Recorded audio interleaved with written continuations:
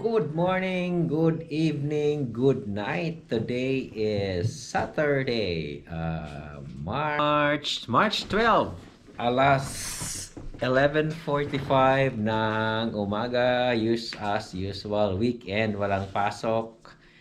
At tanghali na kaming gumising kasi nga walang pasok. All right. Tapos may ano ngayon. Yung temperature ngayon is ano ba temperature ngayon? Minus 19 Celsius yung temperature ngayon. At pupunta kami ipapasyal ulit namin yung mga kids. Pupunta kami sa Children's Museum doon sa May the Forks. Titignan natin. Actually, matagal na kaming pumupunta dyan. Yung bata pa si Vito, ngayon si Michael na naman, ipapasyal namin dyan. At yeah, sige. So, magpe-prepare muna kami. At magkikita tayo doon kasi last time yung punta doon is ano ba yata like 3 years ago. So ngayon na malaki na si Markel, siya na naman ang ipapasok namin dito. Ayun siya.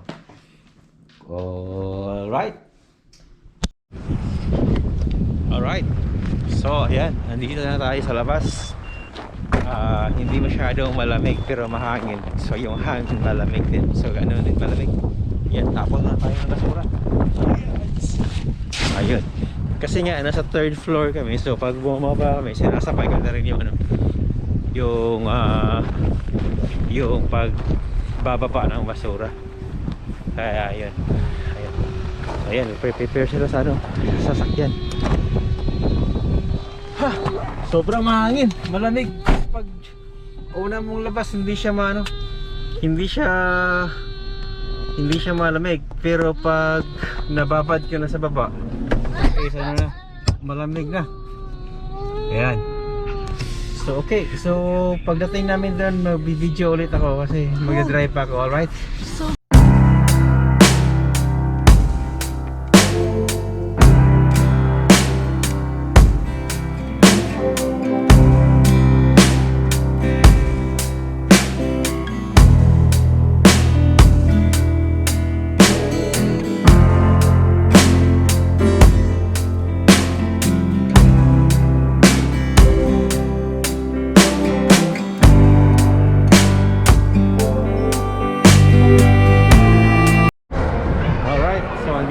Sa Namasyal Museum or Children's Museum.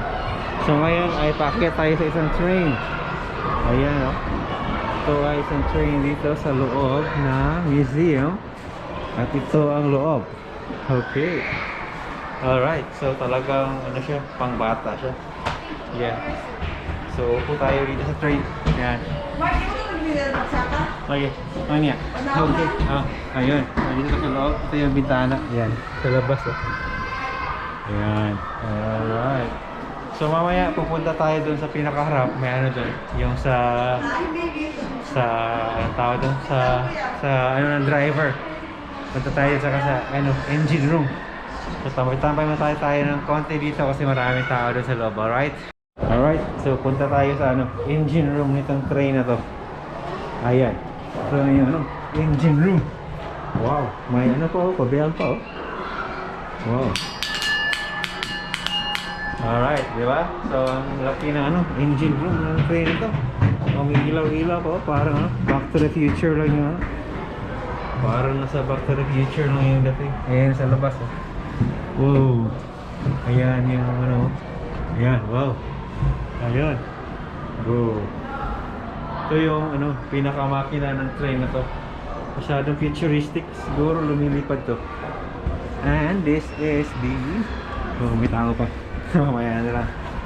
Mamayang content kasi may tao pa doon. Yan yung sa labas. So actually pambata talaga itong lugar na to. Kaya puro pambata yung makikita dito. Hindi natin sa kabilang side. Ayun. Ayan sa labas. Alright. Okay, so silipin natin yung cabin.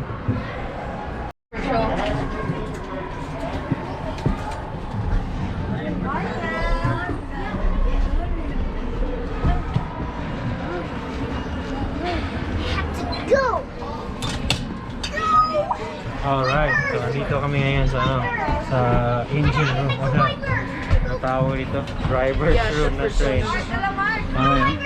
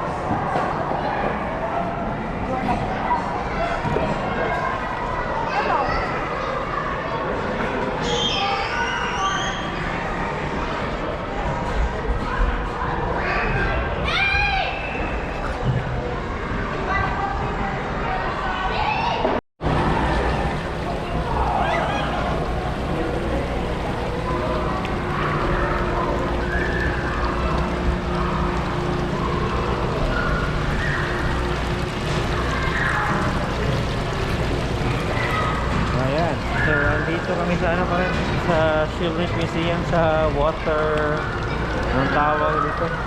Water fountain thing. Yan. Yan, sa magkano po. Ayaw na umalis sa ano.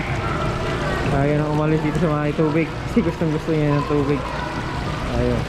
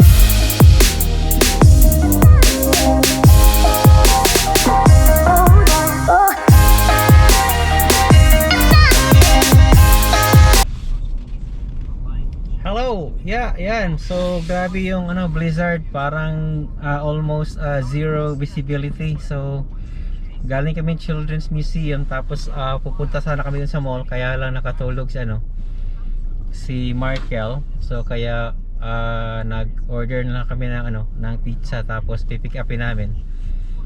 Tapos, yes, yun nga. Grabe yung ano, blowing snow. Parang ano to, parang blizzard na rin. So halos wala ako makita. Buti na lang is ano, kabisado ko yung daan. So parang ano lang, hindi na masyadong mahirap mag-drive. Kaya lang ingat-ingat pa din kasi ano, walang makikita.